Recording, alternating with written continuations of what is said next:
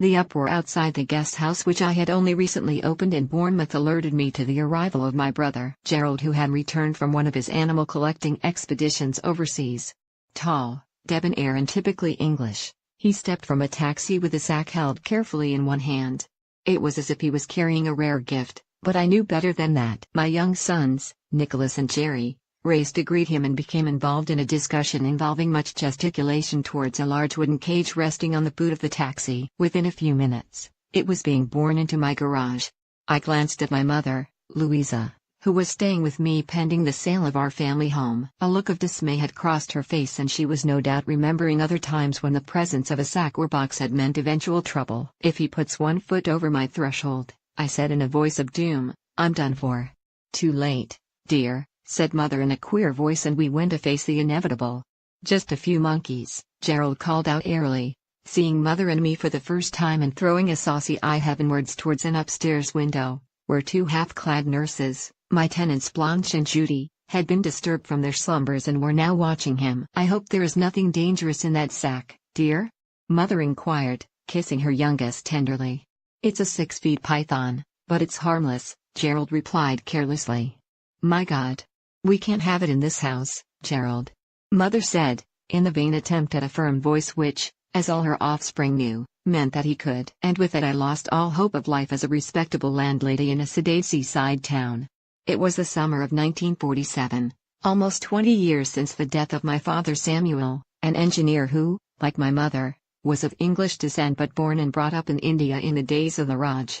All 4 of us children were also born there, and, when father died in 1928, Mother brought us to Bournemouth, where, she had been told, it was sunnier than anywhere else in England. We always seemed to be chasing the sun.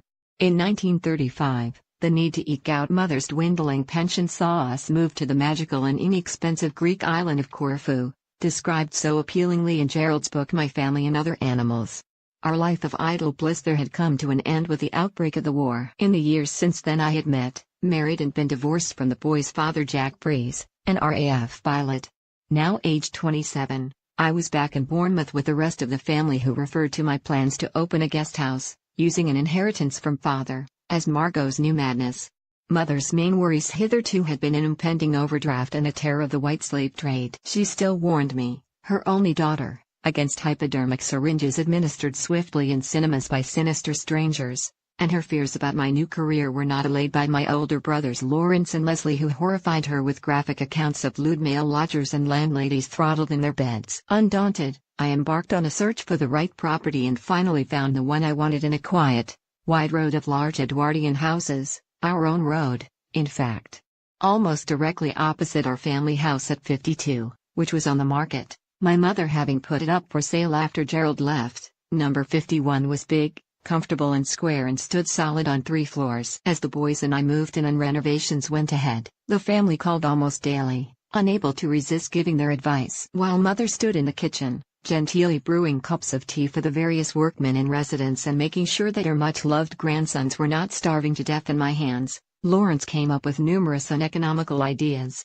These included a lavatory with a concealed radiogram and walls lined with bookshelves, Lawrence explaining that this was the only place in any family residence where one could be completely private. The suggestions made by Leslie, a squat, body figure sunk deep in the intricacies of guns, beer and women, were equally impractical, including a swimming pool, a specially designed bar and a rifle range. As for Gerald, who was 5 years younger than me, he was temporarily away, looking for the animals with which he would populate his dream zoo. He had written to say how pleased he was that I was about to replenish the family's fortunes, but I had read this brief communication with great mistrust. A lively candidate for his zoo already ruled the house my mother was selling. It was a marmoset, a small furry apparition with the face of an old sage. Perching in strategic spots to relieve the pangs of nature, deeply offended if disturbed, Pavlo would sulk for hours in some inaccessible place while Simon, an overfed Tibetan sheepdog, tussled against him for first place in the family's affections. With Gerald away, Mother had brought both Pavlo and Simon to stay with me and, just to add to the menagerie, Leslie, who was living nearby, with a jolly off-license manageress named Doris, had turned up one day with a housewarming present. A large black and white mongrel called Johnny. Leslie had rescued him on learning he was due to be put down at the local vet's, and it soon became apparent why he was a near victim of extinction. He possessed a nervous twitch when excited which sent him cocking his leg in all directions. All this had coincided with the arrival of my first lodgers, among them a trombonist named Andy. A shy northerner with soft eyes and a humorous mouth, he played his instrument with firm, square hands that sent an uneasy longing through me and, it seemed, all my female tenants. Alongside the glamorous Blanche and Judy, they included a far less glamorous nurse named Jane, a skinny bespectacled spinster much taken to hanging around the hall and decollete natties in the hope that the men of the house might notice her. Competition for Andy's attention was intense, and, had I foreseen the strange circumstances in which the monkeys would bring us closer together, I might have been more welcoming of Gerald's arrival. As it was, I couldn't hide a scowl as, preoccupied with negotiating the monkey cage into the garage, he handed me the sack containing the snake. "You'll have to keep it hidden from your lodgers," Mother whispered, and I wondered out loud why Gerald couldn't go and stay in our house across the road. "Oh no, dear," Mother replied. "The poor boy would be lonely. Besides, Leslie has practically sold the house to some solicitor or other, and we couldn't have Gerald making a mess in there if that's the case, could we?" Gerald, though he appeared absorbed in the safe housing of his animals, had in no way missed either the faces of the nurses at the window or the arrival home of two other attractive women, Paula, who worked on the makeup counter in a local department store, and Alwyn, an assistant in a shoe shop and part-time artist model. They were soon followed by Mr. Budden, a bricklayer, and Barry, who hired out pedal boats on the local beach. I greeted each of them in turn, camouflaging the rough sack, my hand uncomfortable against what felt like a thick coil of rope, conscious that it was actually a python. The coast finally clear, I laid the sack to rest behind the garage door, and there, I thought, it was going to stay if I had anything to do with it. Back in the house I heard Mother on the telephone, spreading the good news of Gerald's arrival to Doris and Leslie, who were soon speeding up to join us, laden with drink and good humor. The drawing room, fully alive for the first time, vibrated with laughter, reminiscences and, because no Durrell family reunion, however small, was complete without one, a heated discussion.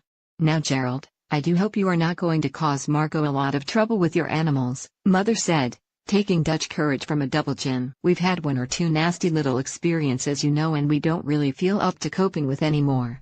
With that she began describing the time she was in the midst of hosting a ladies' tea party when Gerald, with the deftness of a conjurer, produced from out of a small bag a 3-foot snake, omitting to explain that it wasn't venomous.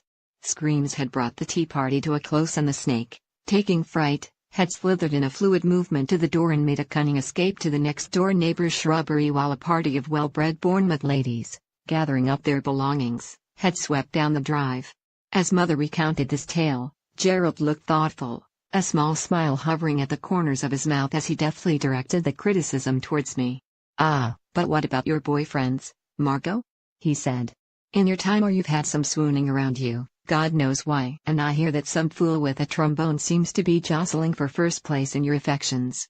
I looked around indignantly. How dare the family discuss my private life? How dare my lodgers gossip? I thought furiously. But all this was nothing compared to the worry of Gerald's presence. That night, he sank into a peaceful sleep, unconcerned by the preoccupations of suburbia.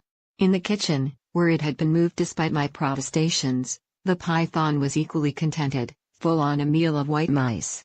Only I lay awake, restless with thoughts of what my neighbors would make of Gerald's creatures. A die-hard group of retired gentry who strove to maintain the road's genteel atmosphere even as dwindling fortunes saw big houses being converted into flats and nursing homes. They were typified by the aloof figures of Lord and Lady Booth, the latter a graciously befurred woman who passed daily, dragging a permanently yapping terrier with her. I had never spoken to Lord Booth, but within a few days I had an irate phone call from him. By then Gerald had departed, ending a short stay into which he had packed much flirtation with my lady lodgers. Although he had taken the python with him, he had left me in protesting charge of his monkeys, and this telephone call soon alerted me to my shortcomings as their keeper. "There is an animal in my bedroom that has knocked over the light, and is eating my tobacco," his lordship announced. "The thing has now escaped by the window. I am going to make my complaint to the right authorities." A click, then silence, told me I had been deliberately cut off. Thoroughly alarmed, I then heard a long drawn-out and a frantic squawking of chickens from next door. I rushed to an upstairs window to see what was causing the disturbance. Somehow the monkeys had escaped and one of them was now sitting in the open door of the chicken house, sucking eggs with a blissful lack of concern. Below him, hens fled in agitation and a defeated cockerel sat, stunned to silence, as my neighbor Mr. Briggs approached with a gun. "Don't shoot!" I yelled indignantly. At the sound of my scream, doors opened on all sides of the landing and soon Andy was by my side. "One of the monkeys is over at Mr. Briggs's and about to get shot, can you rescue it for me?"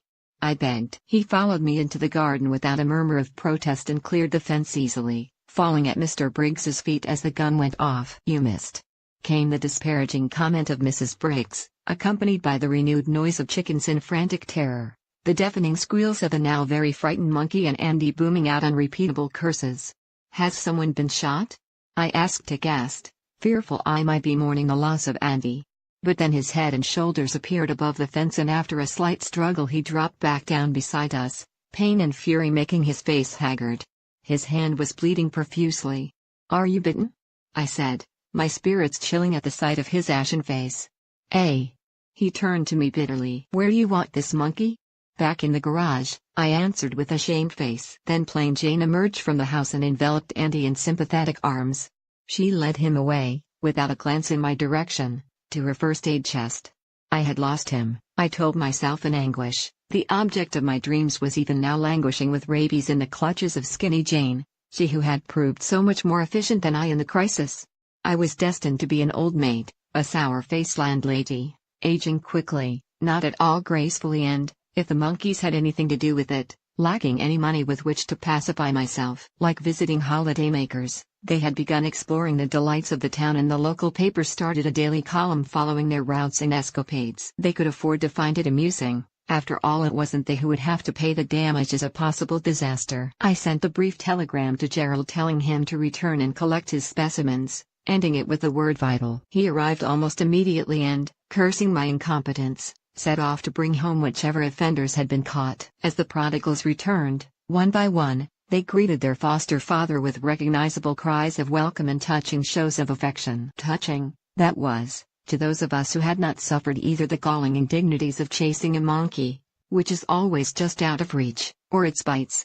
Now his charges were once more safe. Gerald treated their escape lightly. "The bonds of true love," he told me, "are strengthened, not severed, by a few disasters." "Not monkey bites," I insisted, proving my facts with a dismal tale of a lost love, an uncomfortable reminder of which came whenever Andy passed me in the hall with an impassive face and a bandaged hand carried with painful care. I prayed that things might be put right at a party I had planned in honor of my lodger Gordon, a mournful bachelor who was about to leave us after coming into an inheritance. But amid all the gaiety I couldn't bring myself to approach the dejected figure of Andy, whose throbbing hand eventually took him early to bed. Only when he crept upstairs did I rise from my seat, telling myself that a landlady had a perfect right to see how an ailing lodger was, even at that hour. So I found myself knocking gently at the door of his room and entering. "I was hoping you would come," he said, and I kissed the ill-fated hand, the sleeve neatly folded back by the trim fingers of Jane. We were together at last. And, though it pained me to admit it, we had Gerald, and his monkeys, to thank. And adapted from Whatever Happened to Margot? By Margaret Durrell, Penguin, £9.99. Copyright Margaret Durrell 1995. To order a copy, visit mailshop.co.uk/books or call 0844 571 0640.